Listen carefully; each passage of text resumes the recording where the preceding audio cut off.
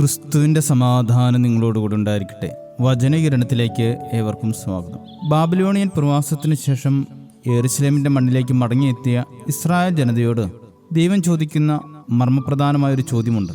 നിങ്ങൾ കഴിഞ്ഞ 70 സംവത്സരമായി 5-ാം മാസത്തിലും 7-ാം മാസത്തിലും ഉപവസിച്ച് വിലപിച്ചപ്പോൾ നിങ്ങൾ എനിക്ക് വേണ്ടിയാണോ ഉപവസിച്ചത്? വർഷങ്ങളായി തങ്ങൾ അനുഷ്ഠിച്ചു പോകുന്ന ഉപവാസം ഇനിയും തുടരണമോ എന്ന പുരോഹിതന്മാരുടെയും പ്രവാചകന്മാരുടെയും ആകുലത നിറഞ്ഞ അപേക്ഷയ്ക്കുള്ള മറുപടിയായാണ് ദൈവം ഈ ചോദ്യം ചോദിക്കുന്നത്. ഇതിനു പിന്നിൽ ഗൗരവമേറിയൊരു ചരിത്ര പശ്ചാത്തലമുണ്ട്.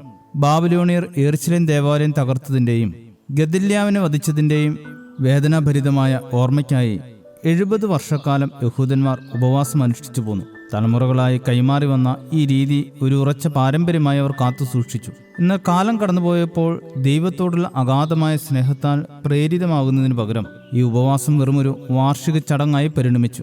അവരുടെ ദുഃഖം തങ്ങളുടെ പാപത്തെക്കുറിച്ചുള്ള യഥാർത്ഥമായ അനുതാപമായിരുന്നില്ല, മറിച്ച് തങ്ങൾക്കുണ്ടായ തിരിച്ചടികളെയും നഷ്ടപ്പെട്ട പ്രതാപത്തെയോർത്തുള്ള കേവലമായ വിലാപത്തെയും കുറിച്ച് മാത്രമായിരുന്നു. ദൈവത്തിന് കീഴടങ്ങുന്നതിന് പകരം സ്വന്തം മനസാക്ഷിയെ തൃപ്തിപ്പെടുത്താനും വ്യക്തിപരമായ സങ്കടങ്ങളിൽ നിന്ന് ആശ്വാസം കണ്ടെത്താനുമാണ് അവർ ഈ ഉപവാസത്തെ ഉപയോഗിച്ചത്.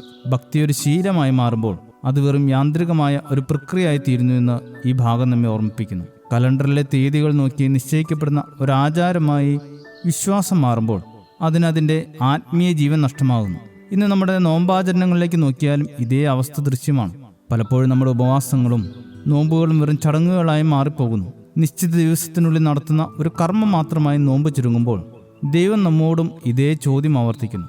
ആർക്കു വേണ്ടിയാണ്, എന്തിനു വേണ്ടിയാണ് ഈ നോമ്പും ഉപവാസവുമെല്ലാം?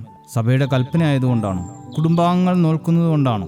അതോ കാലാകാലങ്ങളായി നാം പിന്തുടരുന്ന ഒരു ശീലമായതുകൊണ്ടാണോ നാം ഈ നോമ്പുകാലം ആചരിക്കുന്നത്?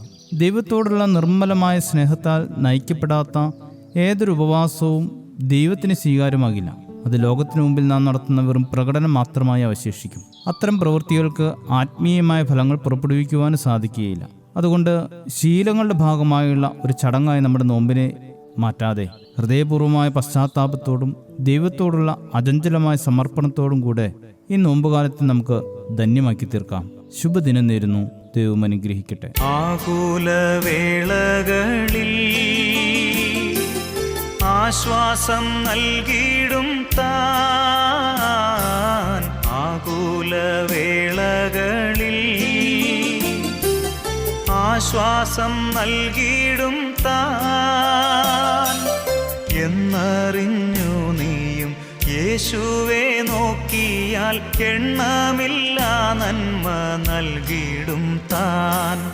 എന്നറിഞ്ഞു നീയും യേശുവെ നോക്കിയാൽ എണ്ണമില്ല നന്മ നൽകിയിടും താൻ. യേശു വിളിക്കുന്നു, യേശു വിളിക്കുന്നു,